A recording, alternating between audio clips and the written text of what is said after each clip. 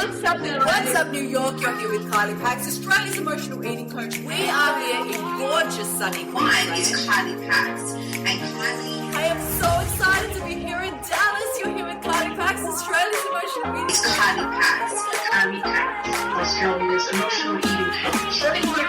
Australia's emotional eating coach. Kylie Pax, Kylie Pax, Kylie Pax.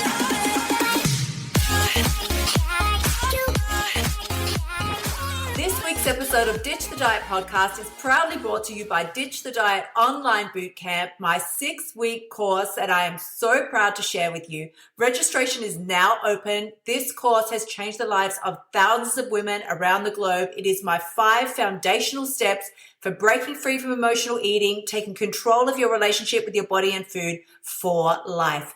Head to my website, kyliepax.com/bootcamp to find out more. And as my role, right, I am proud to be Australia's emotional eating coach, but I set an intention every day because there are people out there that will tell you, just follow a meal plan, do this or do that, and you're going to get a fabulous result. I'm committed, right, moment of seriousness. I am committed to speaking the truth, no matter how that truth looks or comes across. So you might have seen my live stream from Monday where I talked about my epic chocolate cupcake experience over the weekend. It did not end well. It wasn't good for me. Not. I overate completely. The whole thing was a big mess. And I tell you the whole thing, like you can go through it. You can see that was Monday's post, right? I'm going to tell you the truth. I'm going to tell you the truth about how we feel about ourselves. Other people will go, just think positive and razz yourself up and you'll be fine and then you'll make it. No, I'm going to tell you, no, you won't.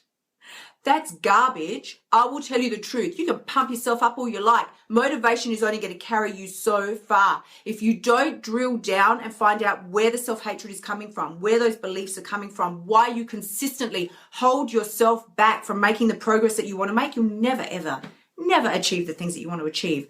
I am committed to speaking the truth, no matter how it makes me look, no matter how it makes other industries look. I won't sugarcoat things and tell you it's going to be fine. It's going to be fabulous if it's not. So that's just, side note there. I just feel it's so important for somebody to step up and say, it's okay to feel really crappy about yourself. It's okay to be in those feelings of self-hatred. It's okay if you do the big epic binge session or whatever, because at every moment you have a brand new choice to make and a brand new fresh start can be made. I understand it because I've lived it, right? If somebody had said to me, which they did, of course they did, right? Everywhere I turned for help, all I got was, you just need more motivation. You just need more inspiration. You just need more dedication. I was like, ugh. Every time I heard those stories, I felt more and more inferior because I couldn't muster up those feelings within myself. I had pushed myself down so low, I really couldn't even believe that those things were possible for me anymore. So I would try and I would make, you hear me say, I'd make the fancy plans. I'd start the new diet. I'd do the new thing, whatever it was. I spent big bucks, like thousands and thousands and thousands of dollars trying to get myself motivated, trying to get myself inspired, trying to get myself dedicated to what I knew I needed to do. But nobody, not one person ever told me, if you don't channel your thoughts and direction inwards, there was nothing on the outside that was going to change what was going on for me in here. Nothing. Nobody ever told me that, though. No, nobody told me a damn thing about that. They were just all like, you need the motivation, inspiration, and dedication. I'm like, oh, okay. And I felt, again, like a piece of garbage because I did not have what they told me I needed. And I tried so hard. I really gave it my best shot. Let's be real. I did, but did not work. Didn't, which is why, as you hear me say, I wandered around with this gig for 30 years because I had to figure it out myself. I'm like, oh, thanks for the insight, not diet industry. They never told me that it was actually what was going on in here that was making the difference, that you can never live beyond your own personal expectations. You can never become someone that you don't believe that you truly are. So this is what we're talking about, and this is what we cover in Ditch the Diet Online Bootcamp. But what I really wanted to get through to you today is, as we say, as I started today's session, Sarah Louise is going, my 7-year-old is an emotional eater too. Yeah. And honey, that is why it is so, so important.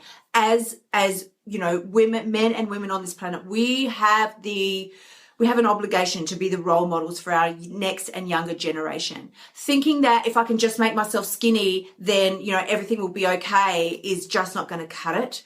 Thinking that the way we behave and the choices we make are not being passed on to our younger generation, to our children and the younger generation that see around us. We're fooling ourselves if we think they're not watching. They're watching everything we do.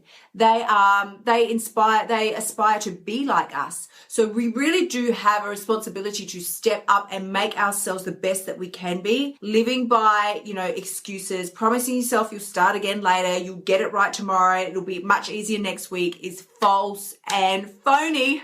And it's only going to keep you stuck in that cycle of misery that you've been in for so long already. Really, this is where you have at any minute an opportunity to course correct, at any minute. And really, you're never off course because every position that you find yourself in, like I said, is giving you the contrast so that you can know, how do I feel about this? Do I feel good? Because if I don't, then I'm veering a little bit outside of where it is that I know I want to go. So this is what we're talking about as we wrap up the feelings and the excuses and the course correction, and knowing that you are always in a position of power to choose at any given moment the new direction that you want to take, the new feelings and experiences that you want to be having. Thank you so much for spending time with me this week. You can find me on Facebook, Instagram, Twitter, and Pinterest. And as always, remember, the only person who has the power to change your life is you. And the very best part, you've already got what it takes. I am sending you so much love. Until next time, bye for now.